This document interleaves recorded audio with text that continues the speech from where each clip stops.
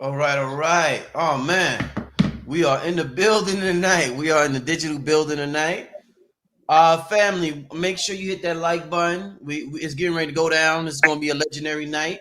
I talked about this night for a little while now. I said I told you I wanted to put it together, and my Okay. father put it together. So yeah, let me without further ado, let me introduce back to the platform. All of these brothers have been holding it down on this platform this year a lot. They've been doing their thing, so it's an honor to have them all on here together as we continue to celebrate this paradigm shift that we see happening right now. I want to welcome back BDELL, Rod Hayes, and RFG the Chosen One. Welcome, y'all. Peace, Sir. peace. Thanks for having me on. Indeed, indeed. All right, so family, well, I'm hearing a little echo. All right, so this ain't gonna be this ain't gonna be an ordinary conversation. So you might hear some wild shit. Rod Hayes might say Joe Budden's a robot again. You might hear some real wild shit. So just be prepared because this ain't gonna be your normal conversation. This is and that's good. That's a real good thing because truth we've been lied to so much that truth will seem like a science fiction book. So let's Mhm. get this thing started. I want to give a shout out to the name of the show was inspired. New Species was actually inspired Bobby Hemmett by Bobby Hemmett. I remember when I was younger, Bobby Hemmett used to talk about. Oh, yeah, I didn't even notice you had on the shirt. Yep. BDL. Yeah, damn, I didn't even know that. I just noticed that. But Bobby Hemmett used to talk about all the alchemical process of what happened to us in America.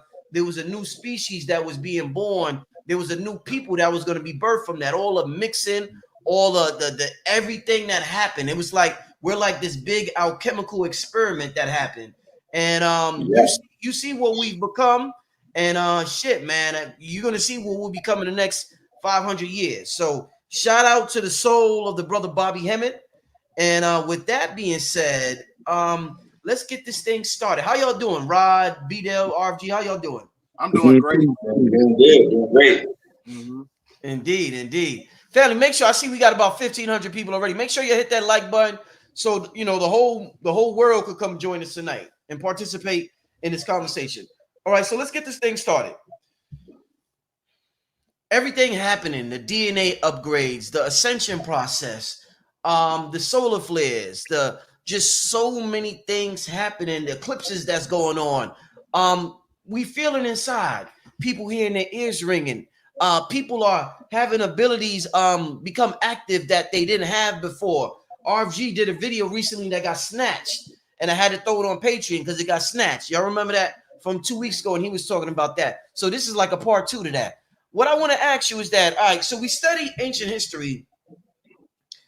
Rod Hayes, I don't know if I heard Rod, I heard Billy talk about it.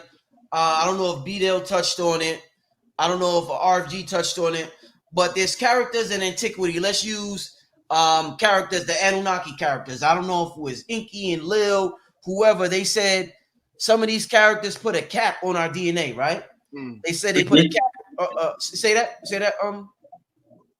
Yeah, that's correct. Right, right. They So, actually they actually stripped back the telomeres to shorten the lifespan. right. Mm-hmm. Hmm. And they did what's called a DNA graft to give us a worship gene, so that the guy reverence will be able to entrance us under a spell of hypnosis. Right. It'll be encoded in your DNA to respond in that manner. So one of the reasons for the spell of hypnosis is that we have this spark of divinity within us. We have the spark of divine source, Big Mama. We got this spark within us that is more powerful than anything in the universe. So Bobby talked about, many people talked about the power of the imagination. There's something that people on the internet talk about that's called psychic surgery. Mm. Now, they say Okay. the brain can't distinguish between reality and imagination. So if we use this God power called our imagination, people say they have had psychic surgery performed on them by entities while they were asleep and woke up and was a complete different being. I want to talk to you about the ability. Like I said, this ain't a normal conversation. The ability for us to use psychic surgery, use our imagination. We go into theta mode before we go to sleep. and on us our DNA to reverse whatever spell was put on us in our DNA. Moving forward, us being a new being, a new species, a new people, is this something that y'all see that could be beneficial for us to reverse the curse or reverse, as Rod Hayes says, the conjure? Yes. Well, that worship gene was basically the vesicular monomod transporter 2 gene. Yeah. And that basically has a hardwire connection to where it gives you the propensity to believe in things outside of yourself. So you have two different forms of ether that's based on the creation of the mind that is comprised of the cybersphere and the ethosphere. Right. And those two different realms have the ability to manipulate the neurotransmitters to where it's able to reconstruct back into its original form. So that's when you tap into, like, as far as like your higher abilities, is when you stuck in the theta state, because you're basically in between the realm of the quantum world and the simulation at the same time when you study the holonomic brain theory. And that holonomic brain theory basically demonstrates that your neurotransmitters is tether connected to the quantum world at the end of simulation at the same time. So as I was telling people before, we have a neurological clock that basically puts an encryption over the mind, which is the suprachiasmatic nucleus that works in tandem with the cosmic clock. So all that works in conjunction as far as like putting a cap consciousness that is acclimated to the firmament and the cap and an encryption over the brain, basically. So once we tap into those energies, that's when we're able to tap into our true power that's connected to the etheric network and dark matter energy. Rod, RFG, one of y'all want to touch on that? Go ahead, RFG. Absolutely, absolutely. I agree with what the brother BDELL was saying. And I believe whatever took place on a cosmic level in 2012 was the greatest emission of light codes in this particular realm in the past 2,000 years. And I'm just grateful to be a part of it. You know, I'm grateful to have received many of those light codes, and for me to have been on this journey to acquire the knowledge that I was able to acquire, and to be able to wake up as many people as possible. And I think a loophole around that particular gene is simply the hemoglobin in the DNA inside of the not the DNA inside of the cell. There is a organelle called the hemoglobin, and we have what's called iron, the iron atom in our hemoglobin. So every time we breathe, we take in the oxygen atoms. The oxygen atoms steal electrons from the iron in our hemoglobin. And every time oxygen atoms steal electrons from our iron in our blood, we lose energy. We lose vital energy that's used to keep our cells functioning. So in the ancient days, before this planet was invaded, the original beings had carbon and the hemoglobin, and carbon is able to bond to oxygen, and it's able to carry oxygen throughout the body. And when it releases oxygen, the oxygen doesn't steal an electron from the carbon atom. So we were able to breathe oxygen, but not lose electrons. So we were able to live for thousands of years, just like the trees, over 6,000 years ago. Right.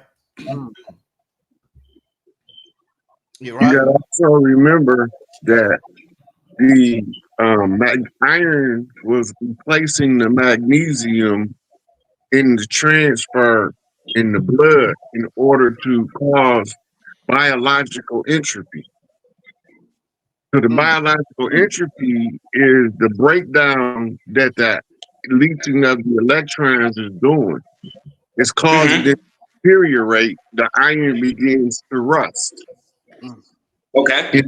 And then the interaction in the cells make the pigmentations of the melanocytes a brown tint instead of a tint of shades of blue and green. Right? I see. When they did this in the laboratory, we didn't use to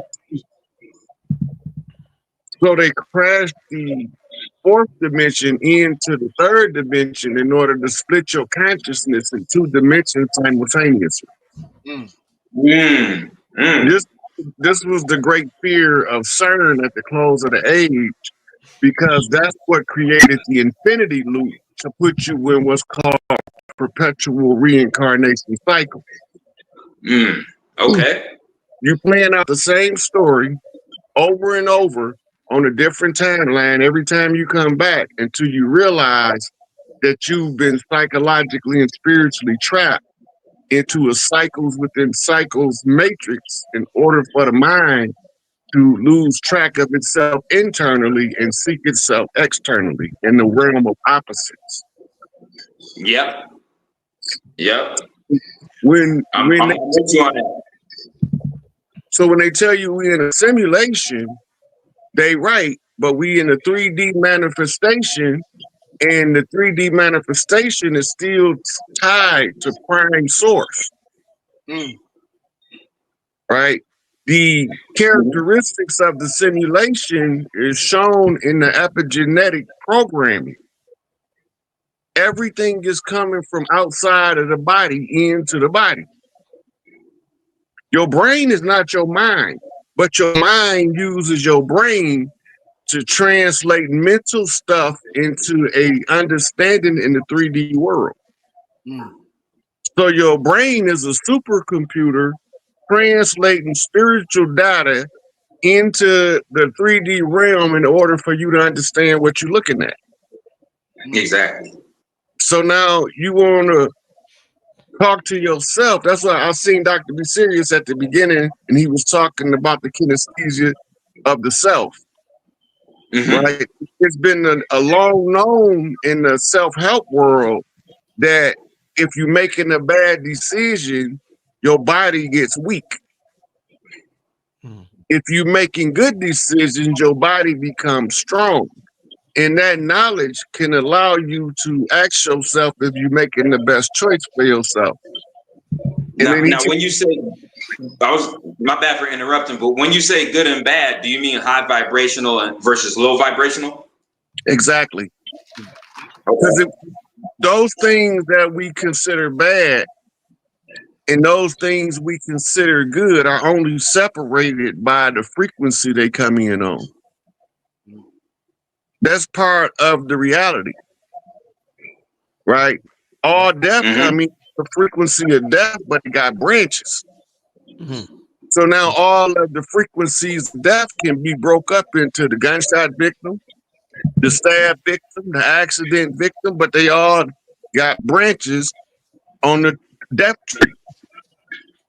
Natural causes, unnatural causes, right? You start narrowing down the branches because you have to be able to put the information in a digestible format.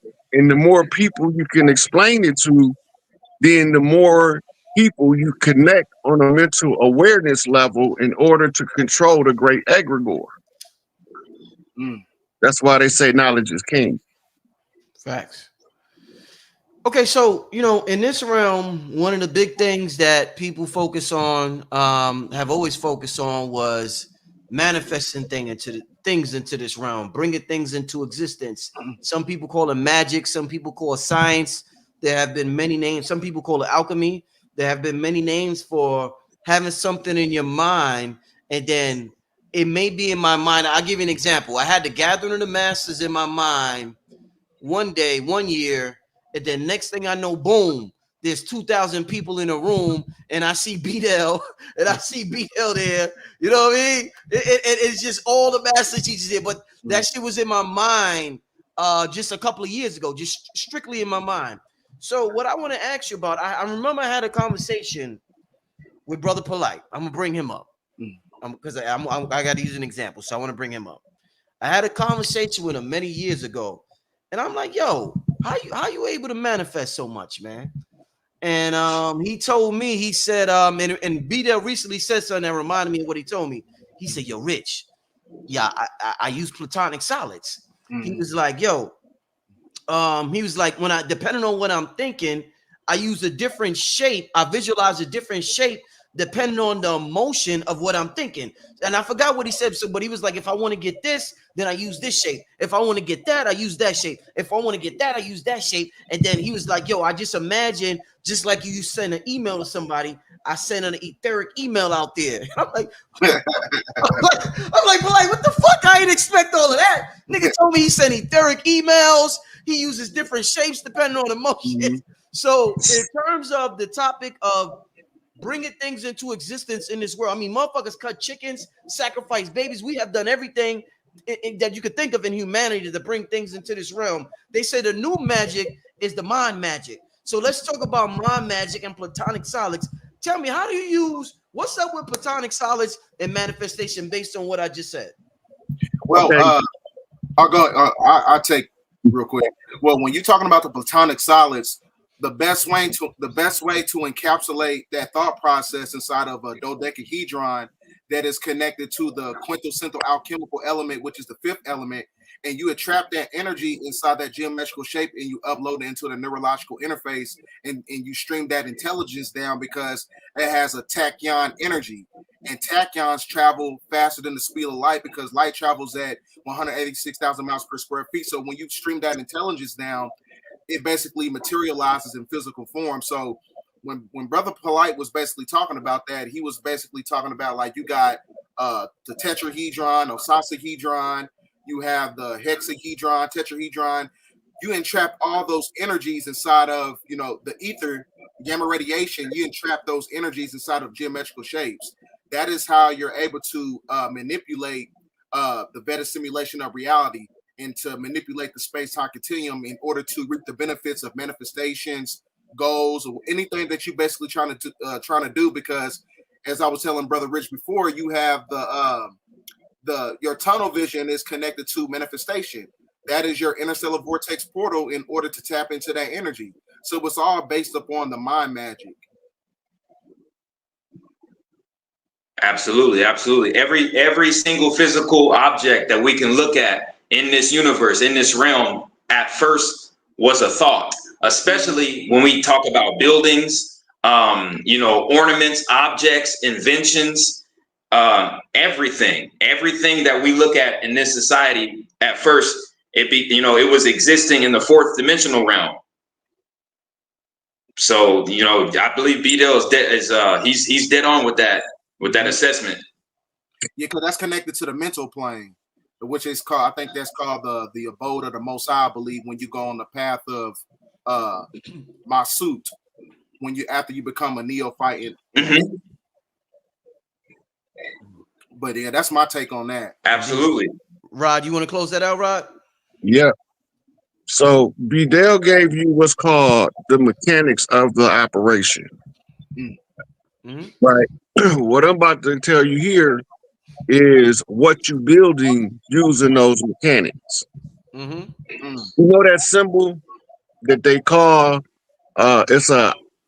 it looked like the star of life. That's what it's called. It looked like the lotus flower. The hexa alpha. Mm-hmm. Okay. Platonic solids, when encapsulated with a thought form, they each one of them have a place in there that you can only see when you look at it holographically. Now remember, the observer collapses the wave into a particle. And if the observer infuses the collapse with intention, the collapse is going to arrive at the destination of what you perceive fourth dimensional mind matrix. The fourth dimension mind matrix is drawing all of the information from what you put in. So, spiritual people, once you understand what each one of the shapes means, the energy that they carry, and you use it according to its own frequency, you using it like a conjure tool, like witches use and magicians use magic wands. It becomes a tool that you don't need to use in the 3D world, because now you can use the understanding of the frequency of the platonic solids to encapsulate it with the desire that match that frequency and then you can psychically send it back to its position in the star of life, and it's going to project your path back to you in the mirror effect, as above, so below. 6/9 in the balance. Very It's all interesting. about perspective and angle. So he Brother Polite was giving you a science. Right. Brother Vidal just told you the mechanics of how the science works. Yeah. Right. And what I was just telling you is what they doing that y'all not being explained between the two. Right. So it's like reading tarot cards. The tarot cards is the training wheels for the psychic perception to be honed in. This is with anything you manifesting. If you don't make any effort, it just delays the result. And this is why they say if you take one step toward God, God take 2 steps towards you. Because you mirroring yourself in your manifestation, you harnessing your God frequency. By using the power of your mind and imagination fused together, right brain, left brain, abstract linear logic. You telling the universe, translate this into my reality when this wave collapses into this particle. And you arrive at your destination like you was riding on the escalator. You are the universe experiencing itself. Right. No, facts. So let me ask you this. I want to know, moving forward. Now we're talking about a new species, a new being created. One thing, I was just talking to what's his name, Billy, yesterday, and we was talking about. I asked him about ancestral veneration within the Black community and how big it is, and us asking our ancestors for guidance. Now, let's say if we're a new species and we're getting ready to do something that hasn't been done before, or a lot of our ancestors that passed on aren't aware of. Do you think it would be just as beneficial moving forward in this new paradigm? The same way we practice ancestral veneration, should we practice, I guess you could call it future self veneration, where we ask our future selves for the same help, the same way we do our ancestors, because the future selves know exactly what we need so that they could incarnate into this realm and do the things that they already did, since time doesn't really exist. They know exactly what we need to do, so when they incarnate, they could fulfill their destiny. Should we practice future self veneration the same way we do ancestral? And I see Rod smiling. So Rod, why don't you start this, Rod? I see you smiling. Look, Khalil Gibran got a poem talking about the parent is the bow and the arrow is the child that the parent shoots into the future. Right? Why do you raise your child the way that you raise them? Are you raising them to make better choices than you did? Or are you raising them to make worse choices? Most parents that love their child is going to try to give them the understanding on how to make the best choices and to always choose the choice that's best. Right? That's you talking to your future self. All your future incarnations, you programming them into your child because he's going to live it out and he's going to take and refine it and he's going to feed it further into the future more refined than it was when you sent them out. Right. So when we talk about breaking generational curses and ancestral reverence and things of this nature, these are frequencies that our DNA is using this frequency from past ancestry. Right. If you take one person out your ancestry 10,000 years ago, you ain't here. You don't exist. That's right. Every single ancestor you had was necessary for you to be Brother Rich. That's facts. Take one of them out, you ain't Brother Rich no more. You don't. Instead of having a mind awakening podcast, you're gonna be a rap star and you're gonna be taking Tupac's spot. because your frequency would be different. Right, So right. your life purpose would be different. And the way that you play it out is all of the accumulation of the ancestors that understand each one of the problems you face. You don't call on your plumber ancestor when you need an electrician ancestor to tell you how to fix these wires. Mhm. But if you call on the plumber, you perfect the task because you download the correct frequency, Mm, mm, right? And the same with the ancestral reverences, keeping a communication with your inner self, which is the ancestral realm that talks to all the way through the DNA. mm, You communicating with all the ancestral frequencies in your DNA, and the more reverence you give them, you purify the energy. The energy is always purified through love, honor, and respect. But if you want your worst ancestors to come, you do the exact opposite, and they'll show up too. okay. Okay. But no matter what frequency you're on, you're going to be tuned in to a series of ancestors that produced you. Got you. Be there, RFG. Yeah. One thing you got to understand Yeah. is the delineation between the gematria body and the Zohar body. Mm-hmm. Now, the gematria body is basically teleconnected to the simulation. So that means that the gematria body in itself is being manipulated by the neutrinos, and the neutrinos are basically particles of antimatter, or what you call Holy Ghost particles. And those Holy Ghost particles is tapped into your higher self, which is known as your Zohar body.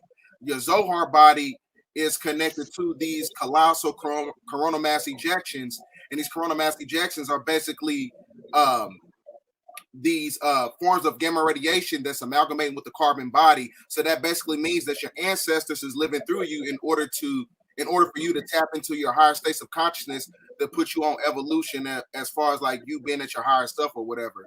So the same thing is as far as like what's taking place in the cosmos is bringing that energy here when it comes to that aspect of it. So that Okay.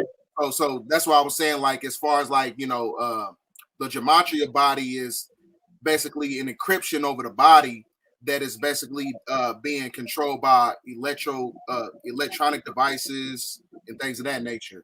But we breaking out of that spell right now, which is what we But call the also, right Vidal, that also tie into the numbers in your life that become prominent importance for you to see where you're going. now. Okay, Mm-hmm. Because the gematria is just translating to what the numbers you reading the binary code now. facts.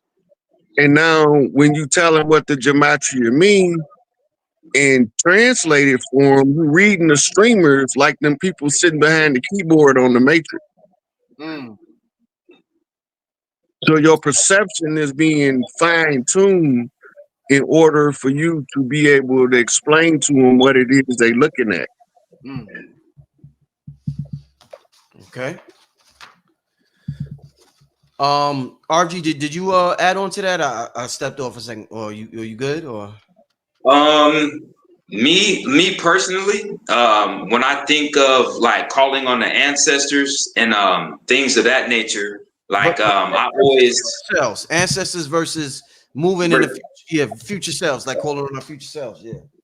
okay. Well, I know there's a difference between our physical avatar and then who we really are, which is an accumulation of dark energy and ether energy consciousness. And when we call on specific ancestors, I believe we have to be very careful because we had ancestors that operated on a very high frequency. We had ancestors that operated on a very low frequency. So it's always very beneficial to do very diligent research on who is who down the line in your bloodline, and find out what everybody did throughout their life, what they did for their occupation, and call on your ancestors accordingly for what you need done.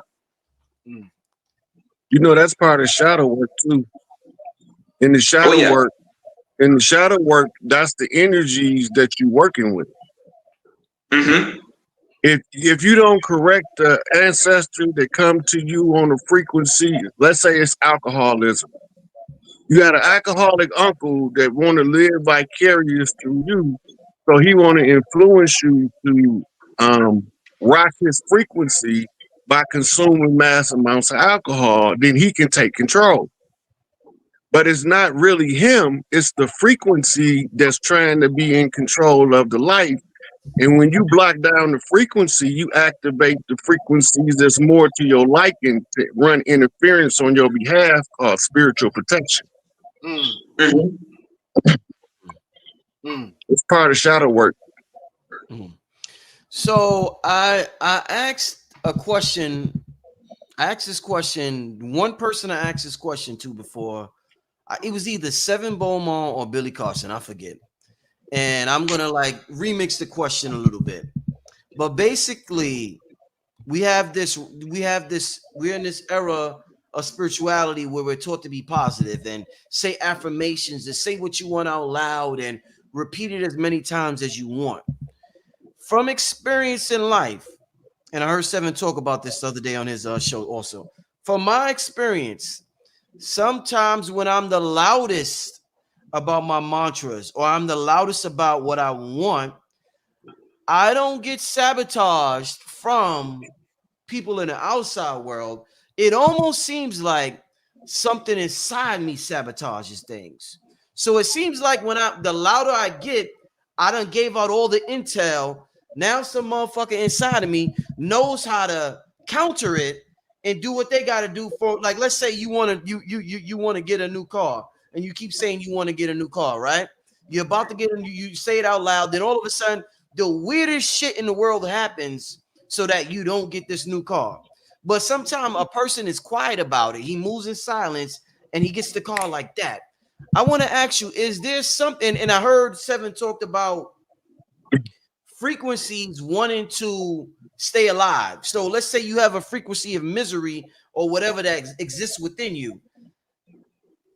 That frequency wants to stay alive. So when you want to be happy, that frequency will rebel and something will pop up in your life out of nowhere. And that could be that frequency trying to stay alive. How do we communicate with these frequencies that may exist within us and let them know, hey, listen, I'm going to the next level. You ain't got to ruin shit.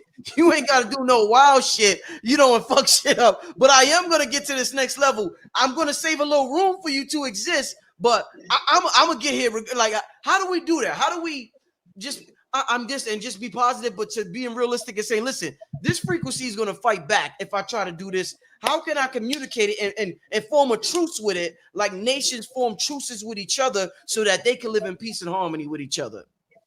Sometimes conquest is necessary. Say that again. Sometimes conquest is necessary. Explain, Rod. Explain.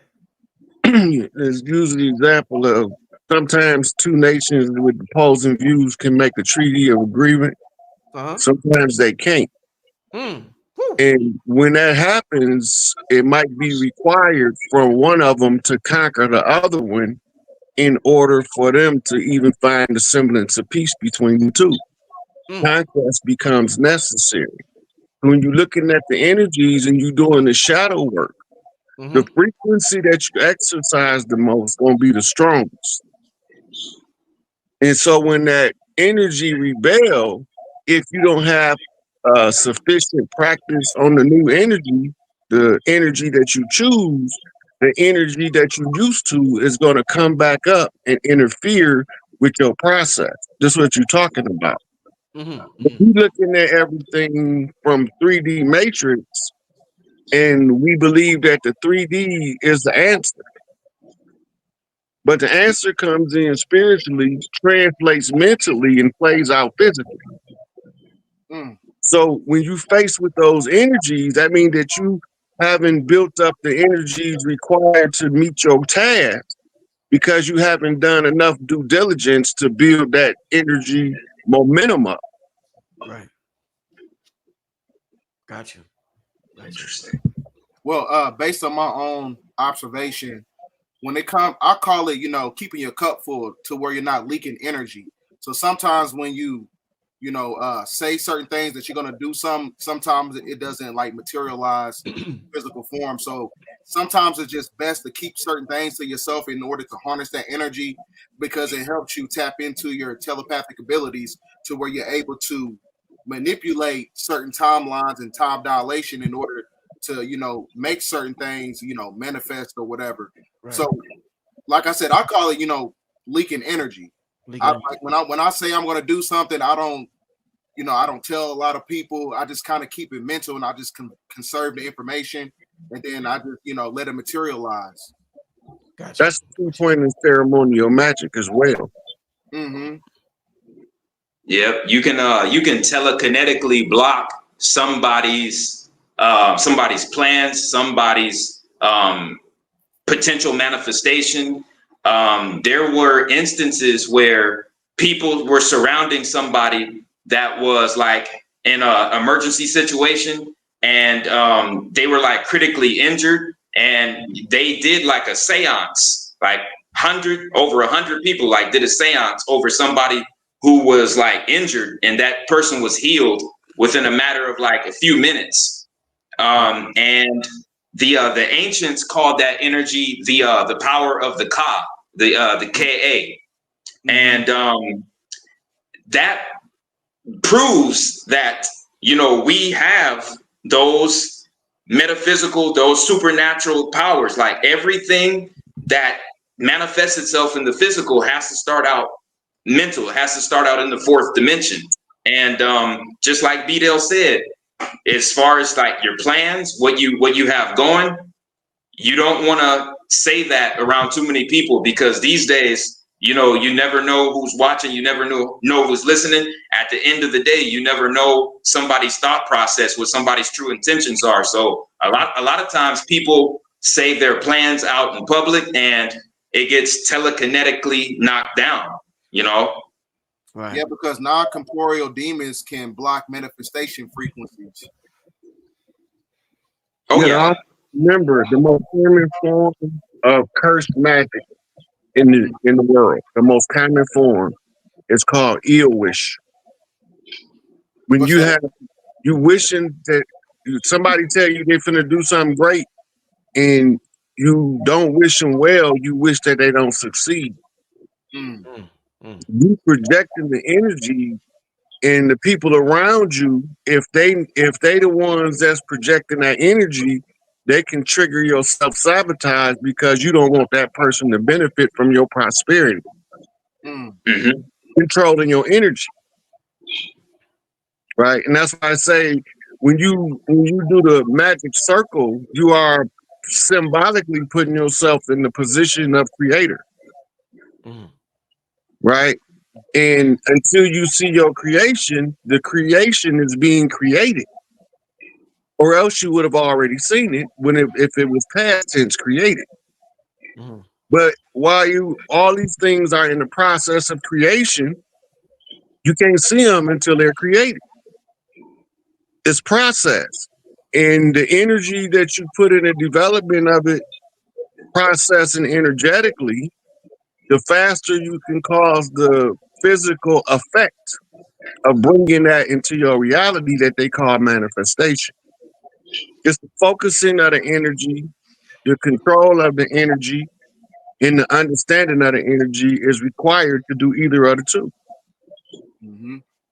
Once you understand how the energy works, and then you can capitalize greatness. That's why you go back to the platonic solids. They all got something in common with the desire to put it back into the creation flower in order for it to manifest into the 3D. Right? It's frequency. Indeed. So I started out an amazing show so far. Shout out to everybody in the chat once again. Share this chat with a loved one. We got about 3,700 people in the chat right now. Amazing show so far. I started out talking about Bobby Hemmett. Giving respect to Bobby Hemmett and saying how he said a new species was going to be formed from everything that transpired in America. So if you think about America and you think about who we call the African American man, and so much talk is always focused on them when the Olympics come around, and we see the Black Americans dominate the Olympics. You know, track and field, basketball, all types of different sports.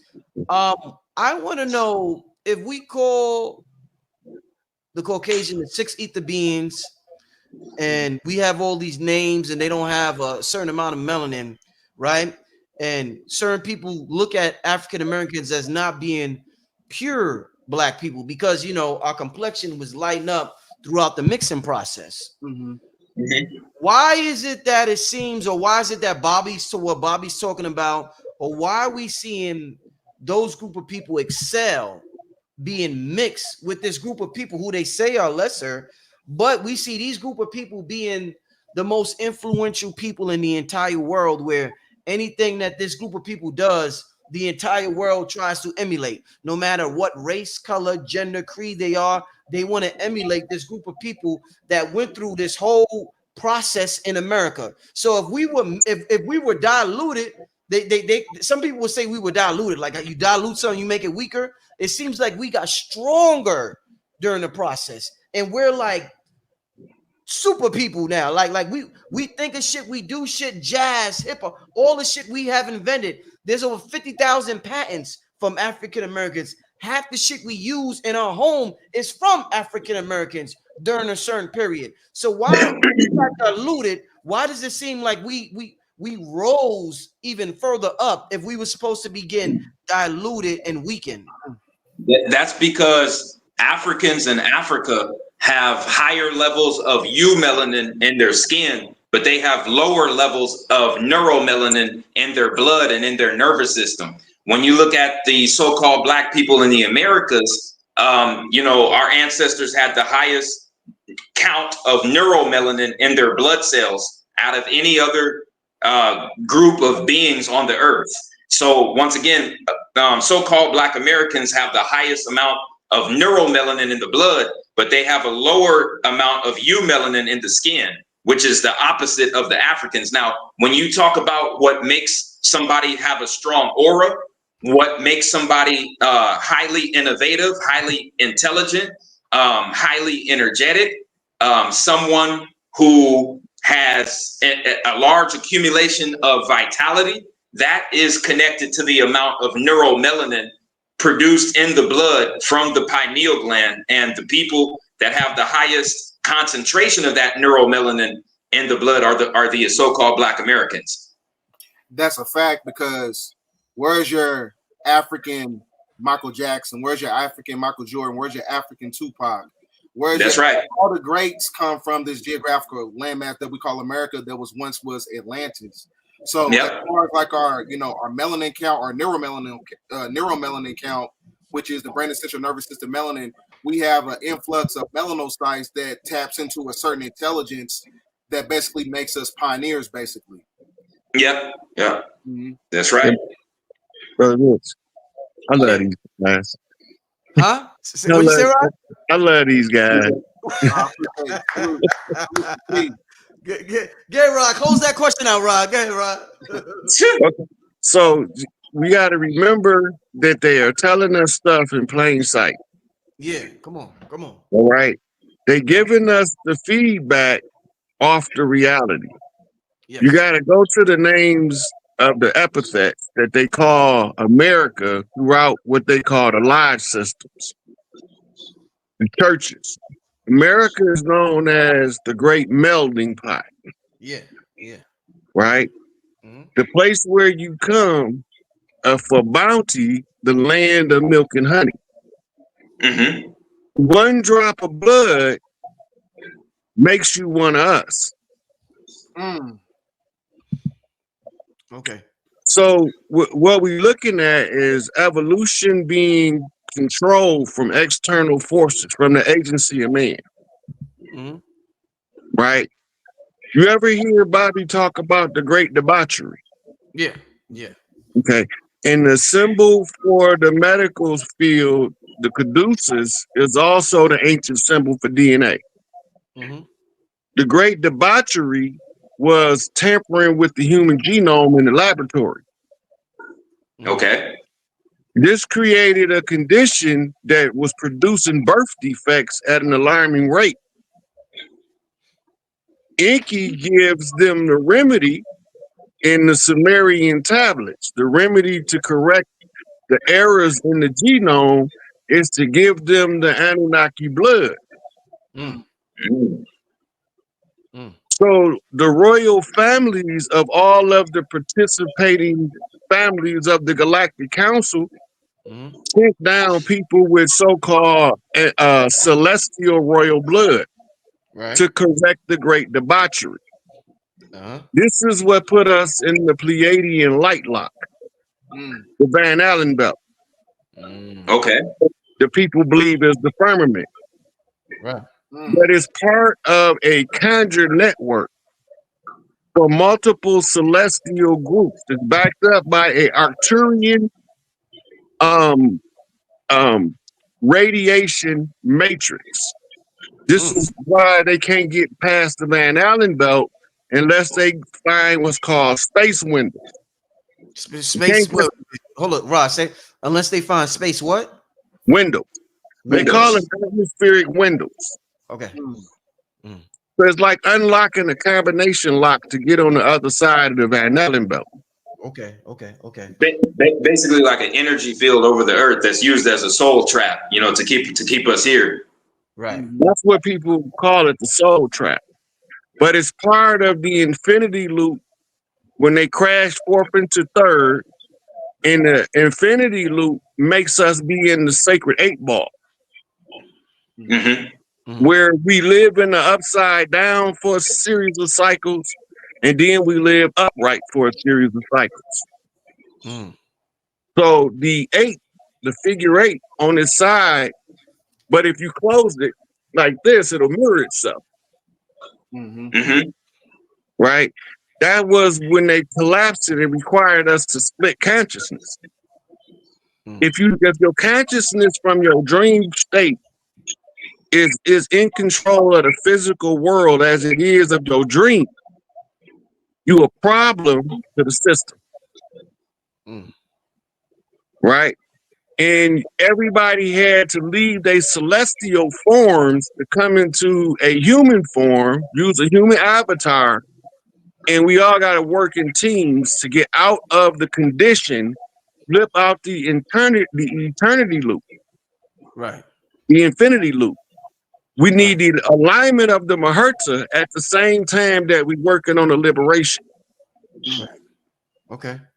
right? For the source energy to get the feedback that we working at curing the problem and we was successful. Mm. That's why none of the other elders from the past was able to match the Maherta on time. Okay. Get it on time this time. So that flips us out of the eternity loop. So then what's the next dimension after the fourth, the fifth, right? And the fifth dimension is the age of Aquarius, where all things must be made known. Okay. Let me so let me Rod, you had mentioned well, you mentioned and we have mentioned the Anunnaki a couple of times during this interview, and you mentioned Inky. I want to ask you all about Thoth real quick. A real popular name in the internet streets these days. Thoth. BDEL's been talking about the Tahuti energy, Melchizedek, all of that type of energy. Rod Hayes talks about it. RFG talks about this energy. If I if they say, like I've heard they say Dolph in the Emerald Tablets, they said Dolph said he observed civilizations rise and fall. So let's say he observed a 25,000 year cycle. What I want to know is that because we know the science of dimensions and time and things being different, do you think that it's possible for him to observe a 25,000 year cycle?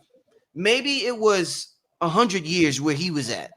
So when he's saying this and he's writing this, we think he lived 100,000 years, but where he was at when he observed this, him being conscious of his multidimensional nature, it was only 100 years where he was at. So what do you think about a lot of the history we get and a lot of the books we get passed down The time is completely different from what we perceive. We're perceiving these historical books from a 2024 perspective, when in reality we're not looking at it from a multidimensional nature, and thought looked at this shit rise and fall in 100 years, but it was really 25,000 years Earth time. What's your thoughts on that idea in terms of us studying history from the wrong timeline, or using the wrong time reference point? So a lot of the wrong information that we operate from was given to us deliberately. Yeah. Right? Because if you can control the way a person perceives reality, you can use that control in order to use their manifestation ability to work on the behalf of the reality you want them to create. Right. Right? Now you gotta remember, if right now we wasn't in physical form, time wouldn't exist. Right. How long have we been calculating time on Earth? I don't know. Shit. How long? On a system that was created by Pope Gregory, and every 360 days away from our birthday, we've been saying we're getting 1 year older every 365 days away from our birthday, and that in itself puts ourselves in a daze, DAZE. That's where they come up with the term days, DAYS. You see what I'm saying? It's all an illusion. And then you got the month, MON, dealing with the mana, which means moon, the moon matrix, which is an illusion. You see what I'm saying? It's all, and then you have the days make a week. You see what I'm saying? That's harvesting energy from the body, making you weak, thinking that you're getting older, believing in the illusion of time, the illusion of Maya. That's right. Look, if you go back, history starts with the first dynasty in Egypt. That's recorded history, and the Sumerians is contemporary with the first dynasty, because history starts with the first dynastic period in Egypt. That's because the common practice of history comes out of the temple priest of Tahuti to record the records, and knowing that the amnesia was coming. The amnesia is a side effect of the collapsing of the fourth dimension into the third, because you're seeing two minds together at the same time. You that knocked you silly. You was delirious. But before the first dynasty, right, they not telling you the Sphinx was there almost 8,000 years before the pyramids. But if you use their dating systems, popularized by Sheikh Anta Diop, and what they call carbon dating, they came up with uranium dating, plutonium, all kind of dating systems. Because of the consistent decay of any element can tell you how long that element has been decaying, and gives you a rough age of when it was put in its current form. And he also used the technology of horizontal gene transfer, transmuting his consciousness into different bodies, to carry out that intelligence. They call that soul jumping. Okay. What's another name for that, Rob? What you said? It's called soul jumping. Soul jump from one avatar to the next. And they or essence transfer. Or what you said? Another word for it is essence transfer. Essence transfer. Wow, I haven't heard that one. Wow, essence transfer. That's what they call it in the sarcophagi. That's what the sarcophagi is called. Yo, y'all swear, the three of them, y'all see how we had three different answers all tied in together? Come on, y'all. Come on, y'all. What the fuck? Yo, come on, y'all. Yo, this is what I'm talking about. We're connecting the dots here tonight, y'all. Facts. We're connecting the dots. Three different angles of light. I'm asking the questions. Come on, like this is fire, y'all. We got the purpose of communicating with other people is to get to see the problem from somebody else's perspective. Exactly. Right. Exactly. I think BDEL just mentioned horizontal gene transfer. That made me think about Judy K. King, the Yep. book, The ISIS Thesis and Balls of Fire. Hmm. One of the things that was interesting. Now, like I said, this ain't the ordinary conversation, y'all. There's gonna be like you don't know what wild shit gonna be said. You don't know what wild questions gonna be asked, y'all. So I heard people say, "Look, I love this shit. I just don't know what they talk about." They like, I love this shit though, but I don't know what the fuck they talking about. Like, this is a wild one, y'all. So just your subconscious knows what we talking about. Let me say this. Let me ask this question. Okay, so I mentioned Judy K. King. BDL mentioned horizontal gene transfer. Judy K. King in her book talks about the microbiome in our body and the biological, everything that's happening on a cellular biological level that's going on in our body is also going on in the external world. The external world is almost a reflection of our microbiome. They also called our aura a reflection of our microbiome, a microbiome aura, almost they said. So they said, let's take for example, because we're talking about sacred geometry, right? Big topic in the community. Let's use baseball. Judy K. King said there's a baseball game going on inside of us with ourselves, where the good guys and the bad guys competing to make it to the what they call that, home plate. What they call that? Where you go? It's a You whole know, play. yeah, so there's a baseball game going on inside of us. So this is why in our minds and why we resonate with baseball so much and popular culture, because inside we know that shit is happening right now, where people are trying to steal bases, they're trying to slide, they're trying to hit home runs, they're throwing fastballs, they're doing all types of shit. So she's saying this is why it resonates with us on a certain level. What I want to ask you is that if we're thinking futuristically and we're a new species, how beneficial would you think? And when like we have all these techniques to, like we talked about the platonic solids, what do y'all think about how beneficial would it be if a baseball game is being played in a microbiome? How beneficial would it be to have a visualization board with a baseball field where the goals in his eyes we want is on the home plate or here or there? Like, should we start using visualization techniques using these popular sports that we think are just barbaric, but they're really cellular biology happening? So let's talk about using, like I said, sports for visualization techniques. How beneficial do you think that would be according to the science and teachings of Judy K. King? You gotta remember, as above, so below. As within, so without. Right? And C. Freeman Hill did a whole lecture on what he's talking about. Mm-hmm. Everything in the external world is a reflection of your internal world. Mm-hmm. All of us is agreeing to converge, collapse the wave into this particular destination, so we all showed up. Mm-hmm. Collapsing the wave on a four-corner shuffle, Mm-hmm. right? So now that we got the energy here, we exchanging what brings the energy to the location. We going through a dialogue and we looking at the energy that we experiencing from four different positions. Right. That means look at this from my angle and tell me what you see. I see the same thing, but the way that I describe it is a little different. Right. Mhm. Okay, I got you. Right. So now we all triangulating in. Mm-hmm. Now, regular GPS is what you call a 3-point convergence. If Okay. you need at least 3 positions in order for you to get an exact address using GPS. Mm-hmm. Mm-hmm. Now we got 4 positions tuned in on the exact address of the GPS, Brother Rich. Yes. Right? So we focus in the energy. The Mm-hmm. visualizations is the training tools on how to focus the energy. Uh-huh. You use Mhm. the external object as the training mechanism to focus the mind and can gain control of how the mind uses the faculty.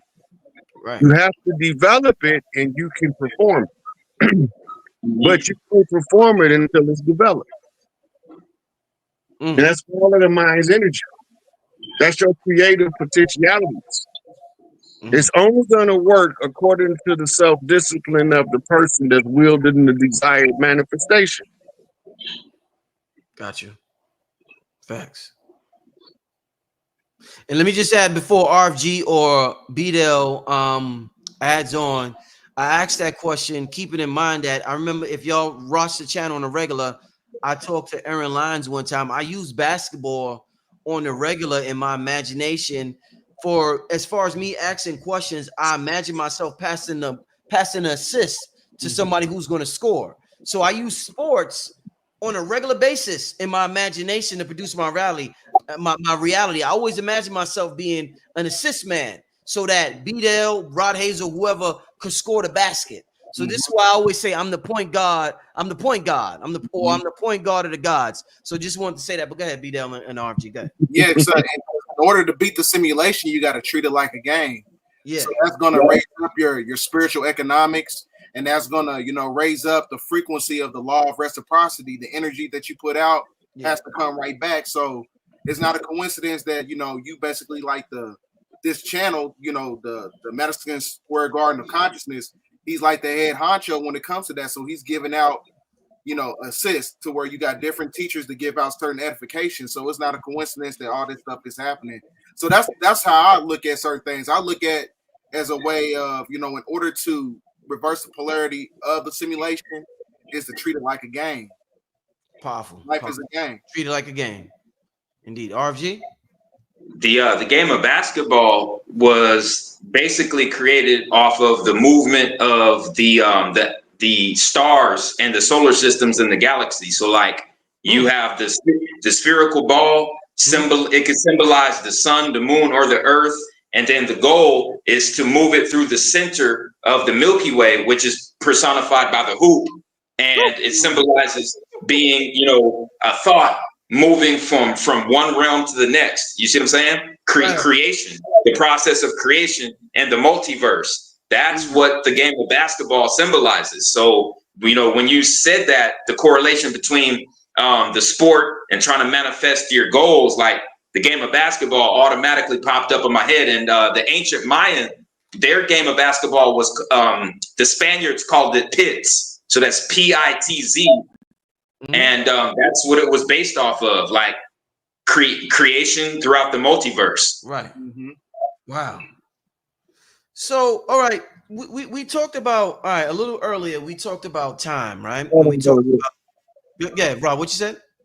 When you go to use your analogies for basketball to explain what you're performing, right?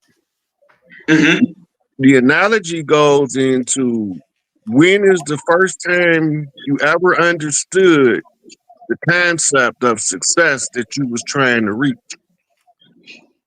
You understood it first, either observing basketball or playing basketball. You observing it and watching somebody win a championship. That like really struck a chord with me. So you also begin to understand how valuable the position of point guard is on the basketball court. Right. Yeah. Right. Yeah. And a good point guard can overcome most obstacles on the basketball court when it comes to getting the right people the ball at the right time. Right. So you using the analogy because that's where you understood that if you play your position, that your victory is assured. There you go, Rod. There you go, Rod. Yeah, they said this deep as fuck. Yeah, I know. So yeah, there you go, Rod. So you use basketball as a quasi motivator. And your understanding of basketball as a rollout plan. This is how I'm going to make this work. Right. I'm the point guard. I got to know how to get the ball from the chosen one to be there to ride so we can win this game. Right. So you put together the concept of the show. So this is you drawing up the play now. Not only are you playing point guard, but you playing coach on the floor, Isaiah Thomas. Right. Okay. Supposed to ever do it. Right. But they don't want to acknowledge that because he's too outspoken about. Some of us was already here. What is you talking about? Yeah. That's belligerent to the social construct and the Mm-hmm. narrative that the system want to hold. Mm. But you using the basketball analogy to develop a winning formula in order for you to properly execute your plan and maintain your motivation through all 4 quarters of the development. Mm. Big Mama House, 4 corner shuffle. Oh yeah. Shout out to the Vice Lords on the west side of Chicago. Hey, facts, super facts. Oh man, this is beautiful. I want to ask another question on time, real quick, y'all. Moving forward, being a new species, we've touched on it. I think something important that RFG said was, we're counting our age, and we're saying we're a new age every year, and maybe that's making us age more than what we really are. We could touch on that. Hmm. But the question I want to ask, y'all could touch on that, but the question I want to ask before, if y'all decide to touch on that, is that, let's say, because we talked about Thoth possibly living in a different dimension, or anybody living in a different dimension where time is different. So let's say moving forward, we know that in terms of our life, if we live to be 60, they say if we sleep 6 hours a day, we done slept 25 years of our life almost. That's a lot of time that we done slept in the sleep realm, that a person who wants to get shit done and build buildings and businesses or civilizations, they ain't trying to sleep that much. They trying to get shit popping. You know what I'm saying? So what I want to ask you is that, is it possible to, let's say, when we go to the dream realm, for us to get 12 hours of sleep, 12 hours of mental rest within 30 minutes, depending on what realm we go to. Let's say we go to a realm where 30 minutes is the equivalent of 12 hours. So can we project our mind and say, listen, I need 15 hours of sleep tonight to be fully charged in the morning, but I'm only going to be technically be asleep for 30 minutes in this realm. Is it possible for us to go to sleep for 30 minutes in this realm and charge our body as if it was asleep for 13 hours, moving forward as a new species in the future, y'all? Mm. That takes us back to the movie The Matrix. Talk to me, Rod. Okay. Neo was being instructed by Morpheus, and he went into the Matrix and had a combat session with Morpheus. When he came out, he did like this, and he had blood in his mouth. Yep. And Neo was asking Morpheus, how is this possible? And he told Neo, he said, the mind makes it so. The mind is what makes the body experience the reality. Hmm. And it's the same with the placebo effect. The placebo effect, the body is healed by the agency of the mind under the pretense of being treated by a medication that's actually sugar. That Okay. has no bearing on the disorder whatsoever. Indeed. Right? So the mind makes the reality experience real, Mm. and by subtly telling yourself every year you're a year older, they tell you aging weakens. The counter to that is to convince yourself that every day I get stronger than I was the day before. It's the mantra is the reversal method that they use to counter the current condition. It's like programming. It's like programming your avatar to accept its perceived reality. And they did a test study on this with a glass of water. I'm pretty sure a lot of you already heard about it, but they put the headphones on the glass of water and they play different kinds of music. And if it's like chaotic music and low frequency music, the water molecules will be in disarray and they won't be in synchronicity with each other. But if you play like classical music, like jazz, anything more high vibrational, the water molecules will be moving around in perfect synchronicity. And that's just, like he said, the frequency of the words, the vibrations of the words, it manifests into reality, like literally. They did this with plants as well and made plants grow over 100% taller, by inducing positive frequencies into the plant itself. That's why it's so important to, you know, only surround yourself with people that are on the same life path as you and have, you know, shown actions that they're on the same life path as you. You know, Facts. Yeah, that's you know, that's very imperative, because considering the fact that, you know, the atmosphere is transducing into an omicron based state, so we got to tap into light language to where we're no longer subjugated by connotative linguistics of the English language. So like I told Brother Rich before, when you start to tap into, you know, other realms of, you know, tonal languages, those octave vibrations have the ability to manipulate that. Yeah, indeed. So in terms of the age, is that something? Because I started out by briefly mentioning us counting our age.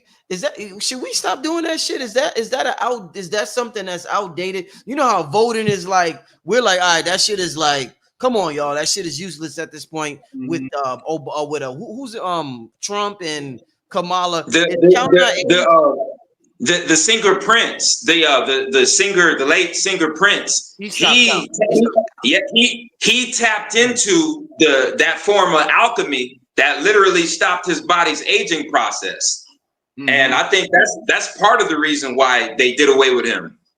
Mm-hmm. What do y'all think? Is that something we should stop doing, y'all? With Rod and Peter, celebrating them, counting, and I'm 45, I'm 46, I'm 57. Yeah, I just say Earth years. Okay. I think I stopped to celebrate my birthday. BDELL like fuck that. I just look at it as another day, but you know, it's another way to stay balanced. You know what I'm saying? Yeah. Don't give too much to the material plane. Indeed. So I was watching before the show, I was watching you know, just coming up with questions, watching several videos, getting ideas. I seen there was an interview Rod Hayes did with the brother Young Elder, and I seen somebody comment under the video, and I'm gonna read it. It says every superhero that was ever created in the comics. This is from Sean Terrence, so let me give him a shout out before he be like, "Yo, you ain't give me a shout out." Shout out to Sean Terrence. He said every superhero that was ever created in the comics has a power source. Their powers came from something. Us original beings, power source is the sun, and creating things, that's where our power comes from. Let me ask you, what is our power source? Because some people say it's the sun. Is it a central sun? Is it a Sirius sun? Is it the black sun? There's like 1,000 suns right now. Where is our power source emanating from when we got to plug in, where we could get all that mother effing power and be the best version of ourselves that we could be? Oh, you can go. Well, I say that is being drawn from the etheric network of the dark matter energy of the black sun. Okay. Because I did on my latest transmission, I was basically breaking down how the black sun is basically the emulation of Superman. So now when you look at the color spectrum of the three suns of Utu, Apsu, and Shamus, those three suns that's connected to the Sirius star constellation is basically an emulation of the color spectrum of Superman's garments, because he draws in the plasma energy. So black absorbs all frequencies of colors. Red sun, blue star, or what you call it, red star Kachina, blue star Kachina. All these energies have the ability to create a tetrahedron, which basically gives it the ability to create time dilation or interface transition within everything in third density. So that means that the more we tap into our power, the more we absorb these energies, the more that we're able to manipulate as far as this fixed position reality that we're living in. So that's why the great majority of all the superheroes, they have the heart chakra was basically in conjunction with the Superman logo. When you're talking about the serpentine energy with the pyramid in it or whatever, it's really just basically talking about the extraction of dark matter energy. Absolutely. I was thinking along the lines, if we're cells of the earth, our power source, our main power source would definitely be the inner sun. Now, whether that is a black hole sun or a red sun or a yellow sun, at this point I'm unaware of, but I know for a fact that it is a mass producer of dark energy, etheric energy, and radiation. And that energy that's coming from the inner sun inside of the earth is literally supposed to be charging our bodies up every day. And at one point on this earth, before the current moon was in our orbit, we didn't have to eat. All we did was just charge our bodies up like batteries and just, keep going. That's a fact. I remember Rod told me, I think you told me you said Lilith is a black sun. That's Big Mama, right? Yeah, Lilith it's the moon of Saturn now. Yeah, and okay. Before the Anunnaki wars that blew a chunk of the earth off, then it was the dominant body in the night sky. And you couldn't you seen the silhouette and it kind of looked purple when you look at it. But all of the plants had like fluorescent colors. Just like when you go to the club under the black light. It was something like that in nature under the Lilith moon. They tell it to us in the Hebrew mythology of Lilith rebelling against Adam. Mm-hmm. Right. Okay. But remember, Adama means earth. So the Lilith rebelling against the earth was them reiterating the war that separated Lilith from the earth. And now they have to give us Luna to replace her. Mm-hmm. Commonly called Eve, Hawa, the tribal mother. Right? So they come in with a different frequency. Under the dark moon Lilith, the women could control their menses. Under Luna, she's going to give them one whether they want it or not every 28 days. Mm-hmm. So now she no longer has the control over the cycles of birth. They're controlled by an outside source, and this is what makes the pregnant woman a lunatic. It's the count of the clock of the moon over the menses that's ticking. Her response is biochemical, what they call raging hormones. Right. So the description of the lunatic is somebody who can't control themselves due to some kind of rage going on internally. Mm-hmm. Right. So this is where all of these mythologies come from that's been weaved into modern times as if it doesn't have an ancient reference point. The powerhouse of the biology of this meat suit is the mitochondria. The mitochondrial output is at its highest when a man finds a woman that love him unconditionally. She overcharges, she turn him all the way up and allow him to have higher access to parts of himself he was unaware of prior.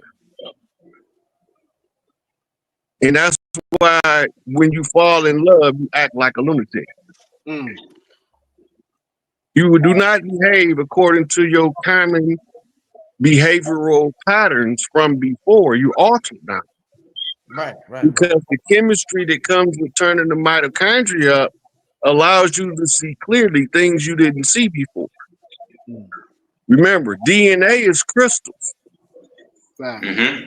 The crystals is absorbing the different lights according to frequency from the different stars you see in the sky. And this is why everything within us is a reflection of what's going on outside of us. If your mitochondria turn off, you will not have no energy. And that means you're going to eventually wither away. Right? And so when you look at the source of mitochondrial energy, it's all coming from a projection that you was tied to called the silver cord in utero.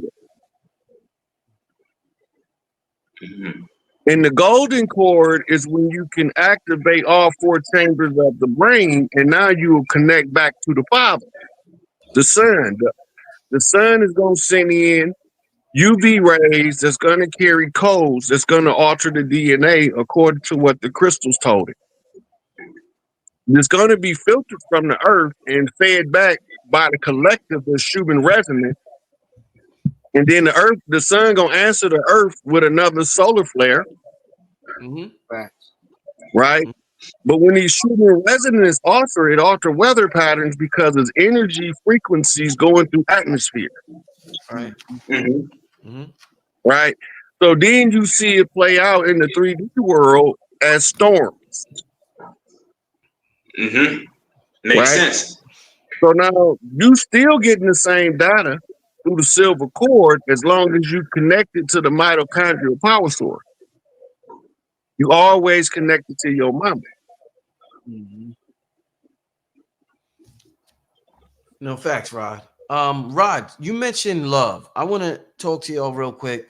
I did a show with a gentleman named Robert Edward Grant, and I showed him a study. There's a study going on the internet right now, and it talks about how there's machines that can measure human emotions leaving the body, and the power of the amplitude or the power of the emotion leaving the body. And surprisingly, there's so much talk in the spiritual community about the power of love, and the universe is made of love. Surprisingly, through this study, the emotion that was more powerful than love was authenticity. So what I want to ask you is, what would be your advice on, and Rod mentioned earlier, we each have a different frequency. I forgot what I asked, but Rod started talking about we each have a different frequency. That meaning we all each are different. We each have something authentic, unique about us. What would be your advice, all of y'all, for the people of enhancing their individual frequency of authenticity so that they could tap into this most powerful emotion according to the study in the world? Well, one thing you got to understand is that the heart in itself is a fractal interstellar vortex portal. Meaning that when you're doing something that you love out of authenticity, that's when you're able to tap into your true authenticity. So like if your heart is in your if you have your heart and your passion into something, researching, studying, playing basketball, whatever, a lot of times you have the ability to basically manipulate timelines to where basically time collapses itself. So in order to to tap into that energy of authenticity, you got to find yourself. You got to go through a process of self-realization, meaning that you got to do your own shadow work. So that's just my perspective on that. Okay. Authenticity. Authenticity being of a higher frequency of love. I think, in a way, authenticity can be considered love. Because if we love ourselves, we're going to be 100% authentic with ourselves. If we love somebody else, we're going to be 100% authentic with them.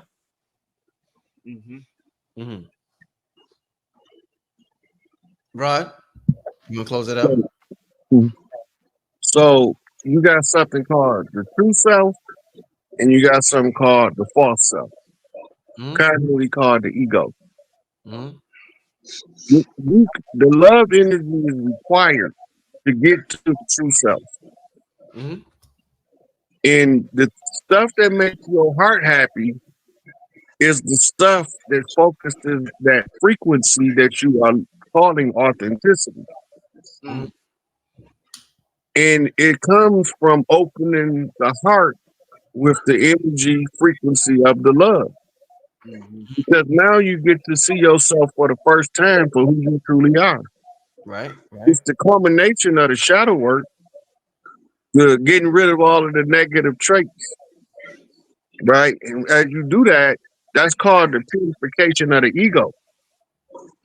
Once the ego has been purified, the authentic self can then operate the avatar authentically. Right. That means that now everything you do is coming from what they call the true place. Right. Felt conversation, straight from the heart. Right. A whole different brain than the one in your head. Right? You got three major brains: the brain, the heart, and the intestine. That's right. Rod, I like to use real life examples because that shit, it hit hard for us. So we're learning and I'm asking these questions and you're giving these brilliant answers. But if I can ask a certain question and that should have hit. So let me ask a question. All right, Rod, we know Rod Hayes is unique. Everybody is unique. B-Dell's unique. RFG is unique. Rod Hayes is unique. Every single interview, Rod Hayes is lighting a spliff. He's the chief. Rod Hayes is the chief. He's chiefing every show. Rod Hayes is chiefing the whole show. Now let me give you a real scenario, Rod Hayes. Let's say that's the authentic Rod. He had the light right now. Rod Hayes had the light one right now. So let me give you the real life example of this. How does shit go down in this realm outside of this? Let's say Rod Hayes is a part of an organization. You reference, let's say, somebody you admire, you look up to, Malachi Z. York. Now, Malachi Z. York say, Rod Hayes, I don't want you chiefing while you speaking. Now, the chiefing takes away from who you are. Rod Hayes, do you follow the man who you look up to in the organization you are part of and stop chiefing? Or do you decide to go on your own, chief, to be your authentic self? This is the shit we are faced with outside of studying and reading shit in a book. Real life example, Rod Hayes, what are you going to do, my brother? Well, I'm going to be still chiefing. And the reason why is... Even if you're kicked out of the organization. Look, the reason why is the organization not going to kick me out because I'll leave first. Because I will be disrespectful to the organization I'm part of. Okay. Right? As being in growth and development, we ain't told we can't smoke. That's not part of our doctrine. Okay. Right? But it gives the allowance for the tobacco chief to express himself openly. Mm-hmm. Right? You got a lot of people in the conscious community. Oh, these girls wearing weed. You invented it. You invented it. The first people to wear wigs was us. We invented it. So naturally, if they're being naturally following what's in their DNA code, they will be attracted to it in order to do what the elders created it for. Right. To alter the appearance, because you don't want to always look the same all the time. Right. In olden times, that was called shapeshifting. Deep, bro. Right. They call it in modern times master of disguise. But nevertheless, the royal families did it. They done it to entertain and to put some pomp and glory to their positions of authority. Right? So you got different expressions of the self from the true self that you just don't alter because it takes away from the genuine character of the person. Right? This wouldn't the 5%er, Class 13X, when he left, one of his contentions with the nation is that y'all rules is too strict. Right. What about the tobacco chiefs? They not finna follow the no smoking rule. Right. You're right. It's in their nature as a tobacco chief in order to use the nicotine to facilitate higher thought to smoke. In order to use THC, in order to consciously connect with other realms of information, it's in the DNA. They got to blow the herbs. Okay. Right? Indeed. The Rastas say the man that blow the herb is thinking with the mind of God. Right. So that you can draw from either side of the family tree, whatever help you be your true self the best, and you can acknowledge that. And everybody don't supposed to agree all the time on everything. Indeed. As soon as that happens, then we ain't going nowhere. We on a treadmill running to one spot. Oh yeah. That's right. Oh yeah. Now I had to ask, like I said, I gotta ask real life examples with this scientific information so that the people, it could really hit hard with the people. Let me ask you this. So, all right. One of the things we talking about sacred geometry and a lot of, a popular topic is UFOs, or there's a UAPs that I think is a new term, and all this stuff. They say there's ships floating across states right now. one thing that's mentioned when you mention UFOs is crop circles. Now I always hear about black people invented this. Black people was the first to do. I always hear about the black man, the black man, the black man, the black man. What's the history, y'all? Somebody got it. Is there a history between crop circles and black people? Like what the fuck? Like this? Like I've never heard of ancient history between this black man discovered this crop circle or this black man did. Like what's up with crop circles and black people? I never hear them in the same sentence together. Please talk to me about, because that's some amazing sacred geometry. I don't know if it's real or fake, but please talk to me about crop circles and black people. What's the deal, y'all? Crop circles are basically cosmic hieroglyphics. Okay. That's all it is. It's another way to basically imprint sigils in messages basically connected to Earth. It's really like warning signals. That's all it is. That's my perspective when it comes to crop circles. Okay. Cornrows or braids in African American or African people's hair is a form of a crop circle. Back in the slavery, I never heard that one. Yeah. Oh shit! Back in the slavery days, we used to give each other escape routes with certain designs and certain symbols and sigils that we would put in the cornrows in our friend's hair. Damn. So like, oh yeah, it's deep, man. It's deep. And the crop circles that come from the UFOs obviously is their message that they want to relate to humanity. But we picked up on that over time. And one of the, we had the crop circles that we carved into our skin, which are tattoos. And then we put the same designs in our hair. Mm. Right, close that out, man. Crop circles and black people. Is there a connection? I never hear them in the same sentence, Rod. This is brilliant. RFG, thank you. BDELL, thank you. Go ahead, Rod. Everywhere we at, we have some stuff called petroglyphs. Mm-hmm. These are writings on flower pots, writings on walls and caves, on sides of mountains. Everywhere we ever been, you have these symbols written by ancients. You can go in Arizona right now, and there's walls and walls of writings, and many of them are the same symbols that's in crop circles. Okay.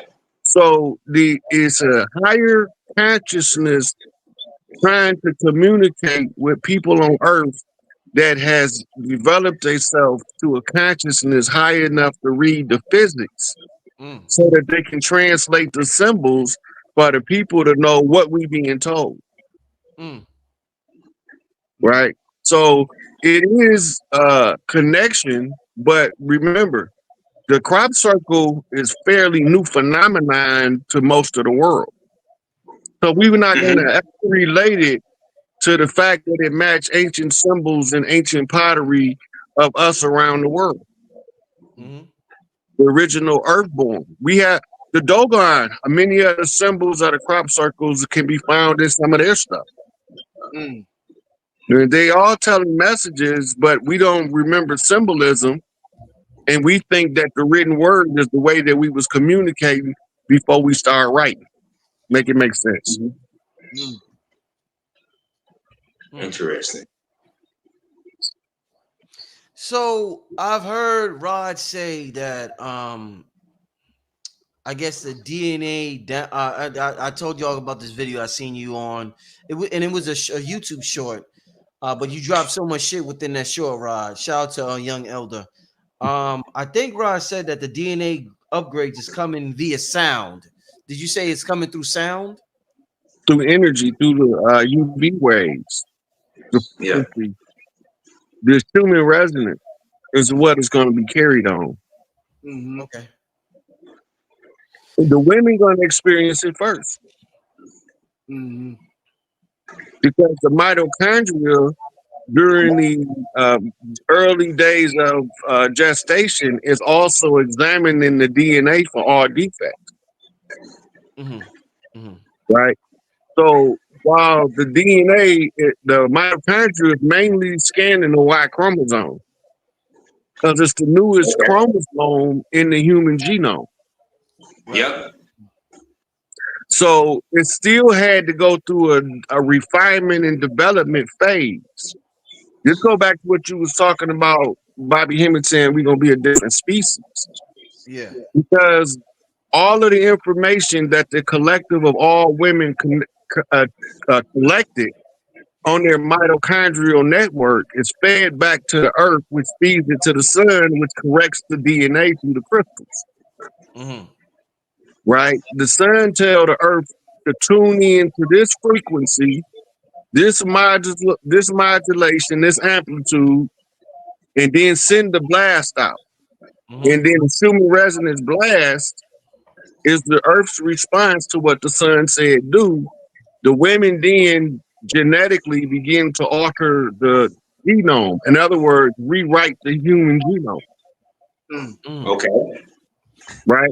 This is why they are the creator gods, the master mason, because it's through the genetic being developed that you can find perfection in the organism in order for the higher self to have a more operational mechanical mechanism in the 3D to express itself. Mm-hmm. So this side effect, what it looked like is in the 1960s basketball, they can't do what they do now. Genetics are Mm. being upgraded based off the collective consciousness and the genetic need to correct the error because too many basketball players from back then, if they do the stuff these players do, would be in. Mhm. So the body has to adjust and somebody got to tell it to. So when Mm-hmm. all this stuff happens, the DNA changes, it changes the species of the human. A whole new genetic stock. Mm. How important is in terms of the DNA upgrade and who we are and us becoming a new species? How important is I want to talk to you about singers.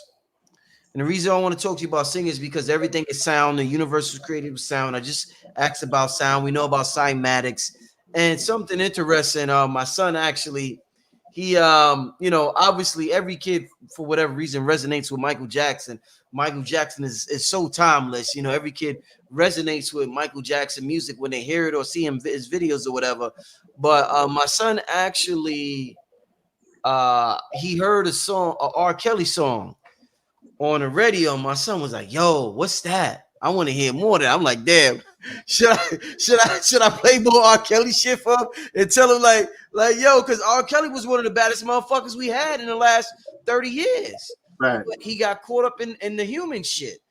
I want to talk about singers and how important they are to what we call galactic ascension. There's so many names for it, whatever we want to call it. The upgrade, DNA upgrade, because we see what's going on with Diddy now. Diddy's not technically a singer, but he had a huge influence over the music industry. How important are singers to what we're talking about this whole show, what we're talking about right now with us becoming a new species? And the reason why I ask that is because we're a musical people. We're the rhythm nation of the planet. Children learn through song. So talk to me about the importance of singers moving into this new paradigm shift that we're undergoing. Um, well, especially like R&B music, it helps you tap into the love frequency. So that's why you don't see much of a propagation of R&B nowadays. Everything is pretty much hip hop. But in order to tap into that love frequency, that is connected to your authenticity. Like I tell people all the time, like a lot of times when I work out, I don't just work out to hip hop music. I work out to R&B music. Mhm. Sometimes, like I say, you gotta tap into that love energy, and in order to reach the apex of your higher self, sometimes you just gotta try different things or whatever. But as far as like the octave vibration of R&B music or whatever, it has an ethereal energy. You ever heard of the children of Zimbabwe when they said that they had a visit from extraterrestrial species or whatever? Yeah. They said that when they heard the spaceships or whatever, it had like a ethereal, it had like a flute noise to it. So a lot of times Mm-hmm. singers they have that same vibration because our octave vibrations it travels on Ethereum oscillating signals basically. Mm.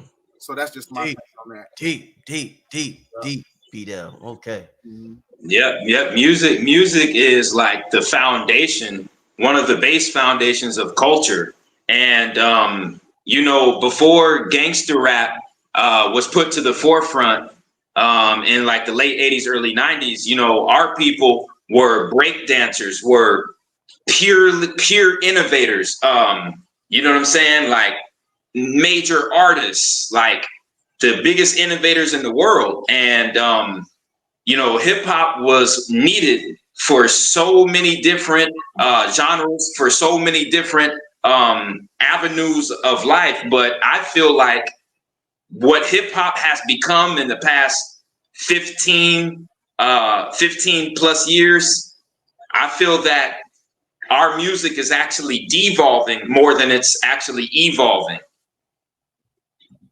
Yeah. No, definitely.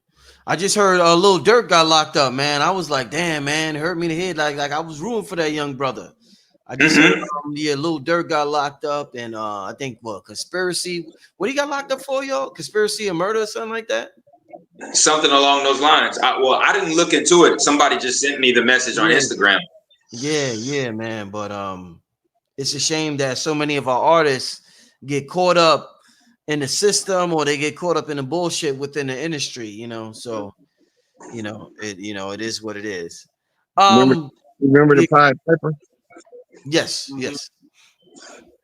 Music is it's a heart language. It's a what? Say that again, Rod. It's a It's what? a it's a heart language. Heart language. Music. Mm. Yes. Yeah, Like I and said.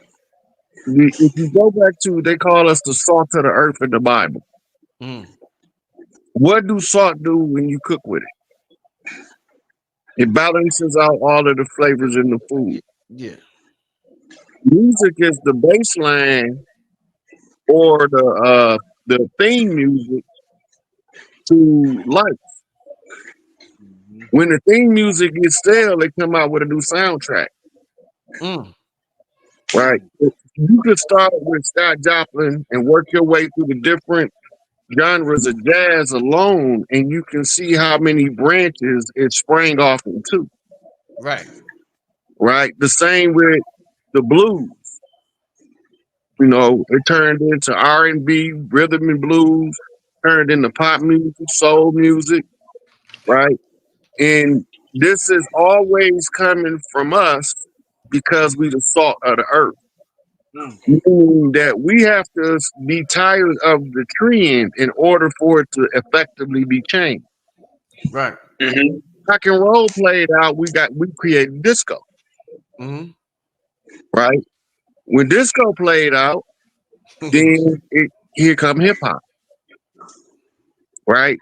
Now hip hop come in simultaneously with techno. And some of the early hip hop artists was sampling techno music for certain sounds they needed. Right. Right. I think Africa Bambaataa was one of the Yeah, most about it. notorious ones. Yeah, about Right. it. So Mhm. the instrument of music is always to talk to the heart, right? Hmm. And anywhere we create a music, that music is going to be coded with messages because of the pattern of the musical layout in the sheet music. If Okay. words to the sheet music, they're going to be tapping into specific points of frequency in the subconscious mind. Then later on, as the time develops, you'll be able to extract messages out of the music that's telling you a story, right? But this is all part of the development of a new culture in the middle of an existing culture. Mhm.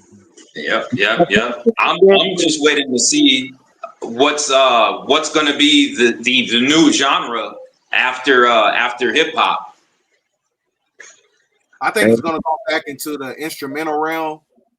You ever seen the movie Close Encounters of the Fourth Kind? In order to tap into the ability to connect and communicate with extraterrestrials or whatever you want to call them, you had to use the octave vibration of instruments. That's the only way you would be able to connect with those beings on the communication level. Mm-hmm. Yeah, it was all radio wave frequencies, instrumentals. They even show that in the movie The Man Who Fell to Earth. Yeah. Okay. He was able to manipulate the language and connect with higher interdimensional entities based upon music frequencies. Yep. It all started out with different instruments, but you rarely see, the artists now using them. But I think it should get back to that. Mm-hmm. A cool side note, NASA, when they trying to communicate with beings from different places, they send Beethoven and Bach. I heard Mm-hmm. about that. That's true, Rod. That's true. Yeah. It's in all, it's on all their paperwork. Wow.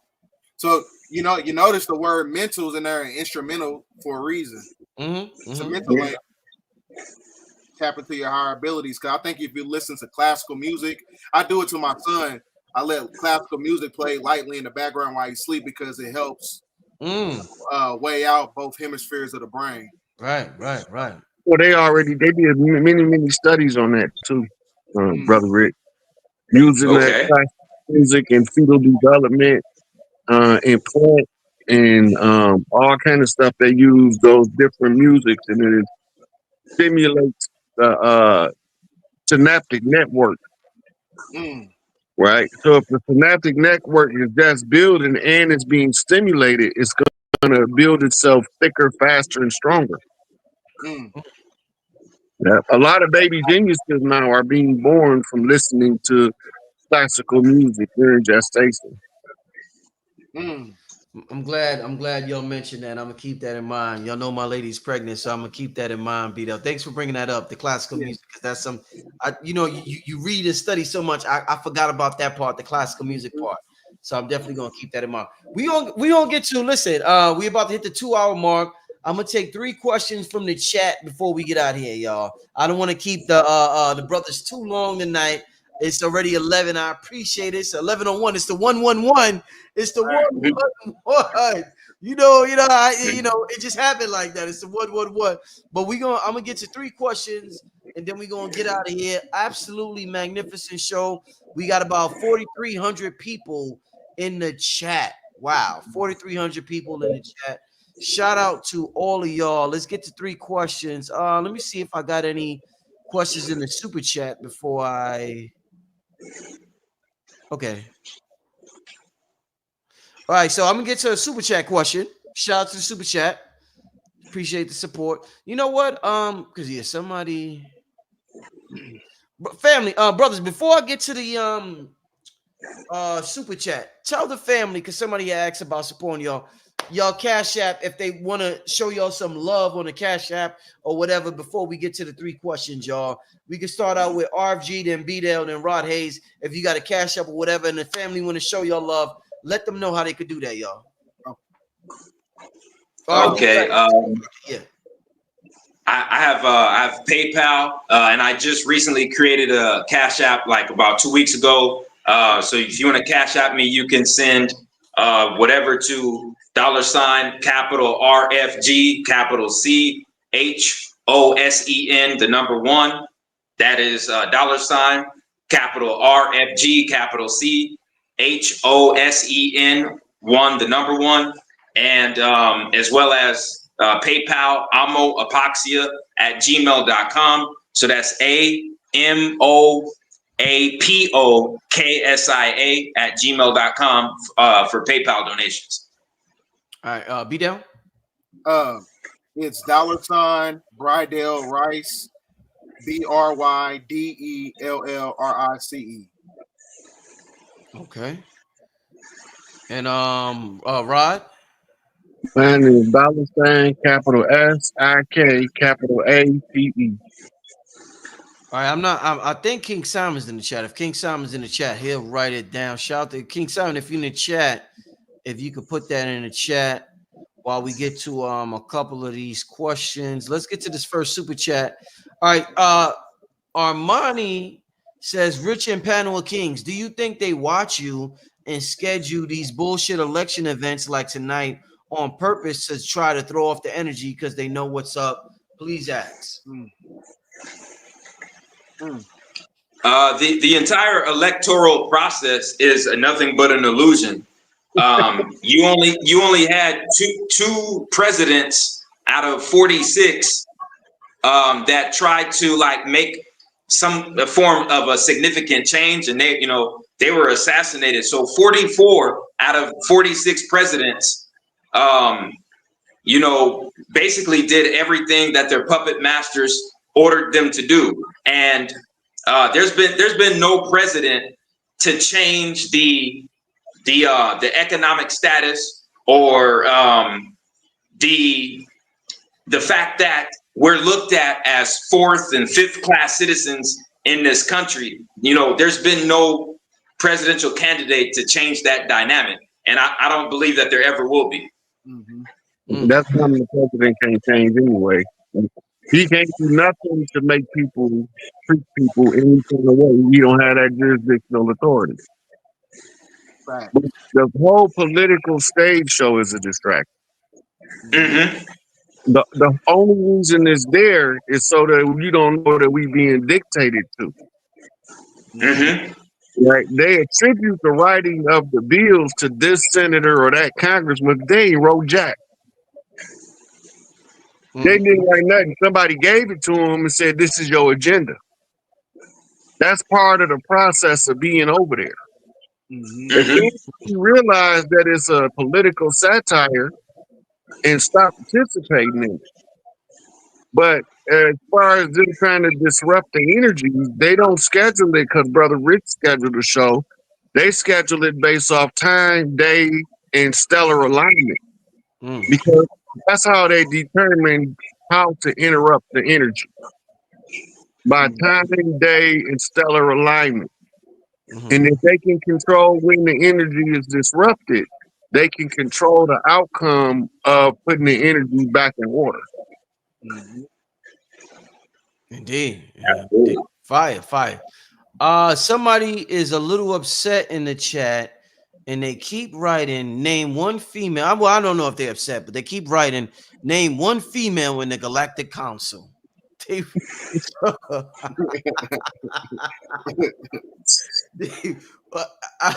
So go ahead, y'all. What's going on? Are any females in the Galactic Council? Because the Lyrans have a council of female advisors to the Galactic Council, and a representative that sits on the Galactic Council that's female. The Arcturians have two people sitting on the council, one male, one female. I'm not going to go through the whole Galactic Council, but there's plenty of women on the Galactic Council. Okay. All right. According to the Dogon, the center of the galaxy is female. Yeah, Big Mama controlling everything anyway, so. And we call her Power, and that's why she's on the 13th Zodiac seat, dead center, in the Temple of Dendera. All right, let's get to another question. Hopefully this person isn't as mad. Are the entities that are pulling up to assist humanity new breeds of humans? I would call them ancient breeds. Say that again. Say that again. I said I would call them ancient breeds. Okay. Them bloodlines are not what we have become on Earth now. Okay. Remember, they were separated, genetically separated for a long period of time.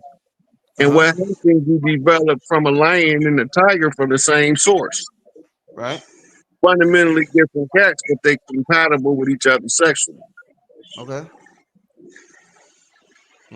Well, some of the entities, the new breeds, I think I touched on it before when I said that a lot of the Zeta Reticular Greys, a lot of them, they don't have reproductive organs, so they got to house the bodies of NPCs or people who are operating from a low vibrational state in order to carry out an agenda with the Majestic 12. So that kind of like correlates to everything as far as like breeding a different entities for the next timeline. Yeah. That's what they were abducting those women and putting fetuses in them to replicate themselves because they can't reproduce on their own. Facts. Yep. Indeed, indeed. All right, all right. Let's get to another. Those fast apps is wrong. It's If, wrong. if King, you write if you write them like they wrote there, you're gonna get some different people. that's not your cash app, bro. Only two capital letters, the S and the A. Or I think it'll still work even if it ain't Yeah, cash. it still work. Yeah, it'll still work, right? Yeah, it should. Yeah, it should still work, right? I could. I'll check. I'll check on my joint. Let me see. Yeah, Rod, your joint still come up. Rodney Hayes, yeah, it still come up without the capital letters. Yeah. All right. Let's get to another question. What are some spiritual practices to do with a newborn? You definitely want negative people out of your life. And I don't care who they are. If they're even if it's one of your parents, one of your siblings, one of your cousins, you don't want to be in close proximity with too many, like too much negative frequency. Yeah. Well, home births.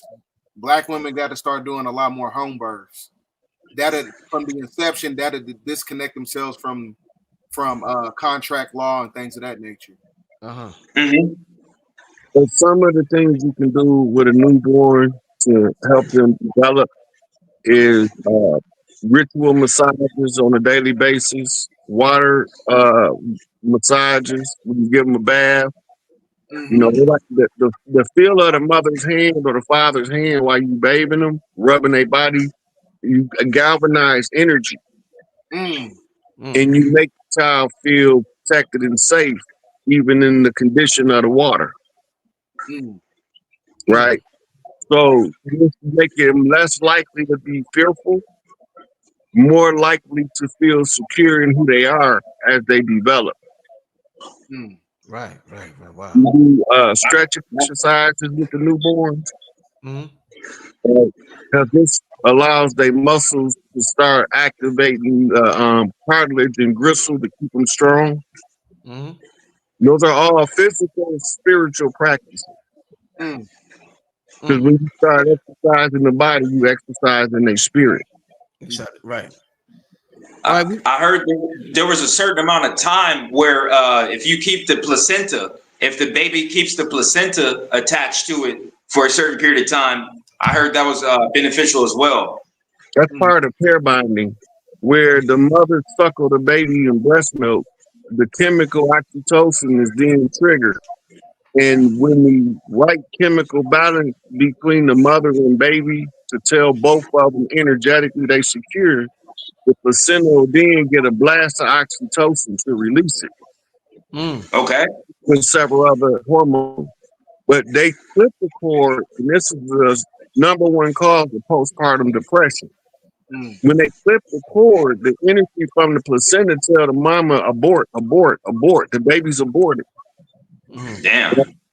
But when you leave it attached until the placenta released, then the energy tells the mother's subconscious it's a healthy, happy baby. And the chemical response that goes back into the placenta once the baby's milk begin to digest tells the mother that the baby is strong. These are all of the information she needs in order to be comfortable nursing and caring for her child and triggering her mother mode, the highest frequency of woman. Yeah, very interesting. All right, we're gonna do let's see, I think we're gonna do one more question before we get out of here.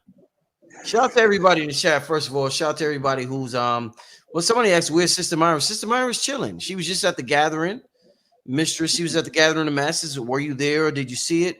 She did a magnificent job at the gathering, but she's chilling. Sister Myra's chilling. She's doing great.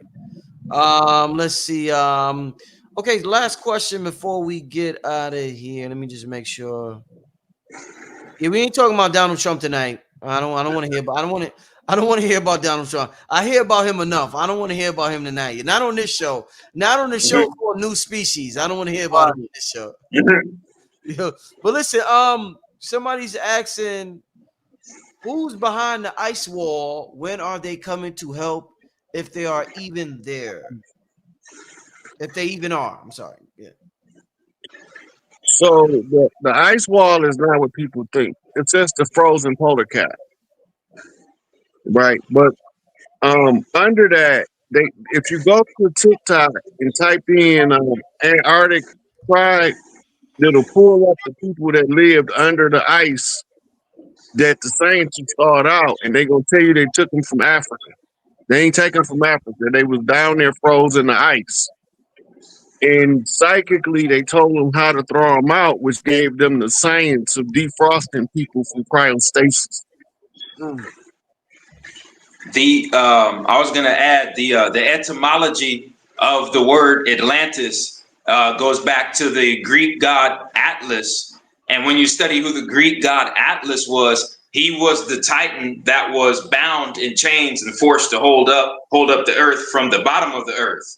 And so, that's his name was literally Atlantis, which was translated to Atlas. So if Atlantis is associated with the location of Antarctica, then that I would assume that that so-called ice wall is actually the frozen continent of ancient Atlantis. It's a frozen continent because ancient Atlantis was a global empire. But yeah, I believe the Atlantis or Antarctica was the capital. They got a whole lot of pyramids down there. They got some ancient laboratories. They found a lot of stuff when they went down there. Adolf Hitler got the map from, if you go back and watch what the Thule Society sent them, they sent them to the Himalayas. And they told him what he was looking for. And he was looking for a map that tells them where everything was in what's currently called Antarctica. And from that map, they launched an expedition to Antarctica, and that was the first contact right contemporary with Admiral Richard E. Byrd. That's what made America sent him down there, because they tracked the German warships going to Antarctica. So they sent Richard Byrd to investigate what they was doing down there. Right. Also, beyond the ice wall, you got fifth dimensional resources called anthracite coal, and it has like 300,000 times of terawatts worth of power. Basically, it can power like 300,000 homes for like a whole year. They have like minerals and resources beyond the ice wall in that landmass. Indeed. Yeah. Well, I talked to Rod and BDELL on the phone, and I told y'all I was working on the I'm going to do some research on the Black Sun documentary, and I want to get y'all on it, and I want to really go into it. My spirit is telling me, I was telling y'all, my spirit is really guiding me to do something based on it or whatever. Why was, just so the people could know, why was Hitler so fascinated with the idea of the Black Sun? Why was he researching it so much? What did he know about it that probably a lot of other people didn't know at that time, or even know right now? Because that's the most powerful source of energy in the known universe. It goes from dark energy, then to ether energy. Then ether energy produces radiation, and from that radiation we get fire and we get electric forces, and from those electric forces we get magnetism. But it starts with the Black Sun, you saying? Oh yeah, it all starts with the dark energy. The dark energy. Okay. In the secret society, the Black Sun is in reference to the son of the Black Madonna. The biblical code. This takes you back to the Boys of Brazil Obama connection. You don't deep into, but everybody said that Hitler was cloning himself. He wasn't cloning himself. He was cloning Akhenaten. Who hit? Hold on. See, dig go right again. Hold on. Did he go with that shit again? You couldn't let one show go by without saying some wild shit. Hold on. Rod, you said Rod be saying some wild shit. Rod, and I told y'all it was coming tonight. Rod, you said Hitler was cloning Akhenaten? Yeah, because they believed that Tutankhamun was going to come back as the heir, and they wanted to usurp his jurisdictional authority by cloning and controlling the clone of his father. Mhm. But the problem they ran into was Akhenaten's reign and his time at the top was over. Right. And he can't reclaim the throne and displace his son. Mhm. Oh man. So in the holy drama, it would be the equivalent of Horus's rising to the throne. Yeah. Somebody clone Osiris and say, stop him from rising to the throne. Mm-hmm. The problem that creates is both Horus and Set both gonna whoop his ass instead of just him dealing with Set. Right. Right. Right. Damn. And another thing, I think Arnold Schwarzenegger was a part of the cloning process. That's why a lot of the soldiers that are part of that Nazi regime, they used to put a lot of the pig hearts because the pig heart was connected to the fourth seed of the Canaanite. Basically, exchange a pig heart and put it inside of a genetically modified body, basically. Yeah. Damn. Yeah, this thing get deep, y'all. This thing gets so deep. Oh man, listen. Before we get out of here, man, I want all y'all to leave y'all contact information. I know that people gonna want to reach out to each one of y'all. Let the people know how they can reach out to y'all, and if y'all got anything that y'all want to promote, a product, service, anything like that, y'all. You can contact me at BDELL2014 on YouTube, and that's also my title on Instagram as well. You can contact me on Instagram, RFG _ChosenOne, the number one. That's RFG _ChosenOne, the number one. Also, patreon.com /RFG _ChosenOne, the number one. Indeed. Y'all can find me on Instagram at the Sick 8. I take messages on Instagram and Facebook under Rod Hayes. All right. Once again, listen, Rod, RFG, BDELL, I want to thank y'all. We got about 4,000 people in the chat. It was popping the entire 2 hours. I mean, high energy, high intensity, electricity flowing. Like BDELL said, it was like Madison Square Garden, and Jordan was playing. You know, the Chicago Bulls was in Madison Square Garden playing the Knicks, John Starks and all of them. So it was amazing, man. So I want to thank y'all. I had a great time tonight. And you know, this shit is real, y'all. This shit is real, family. We are literally transforming into something new, something amazing. And I just hope and wish that y'all take the messages that these brothers said tonight serious, because some serious things are happening. And I do mean serious, spelled SIRIUS, like the star. With that being said, I'm gonna see y'all. Rod, BDELL, RFG. Have a good night, brothers. Peace, y'all. Yes, sir. Yes, sir.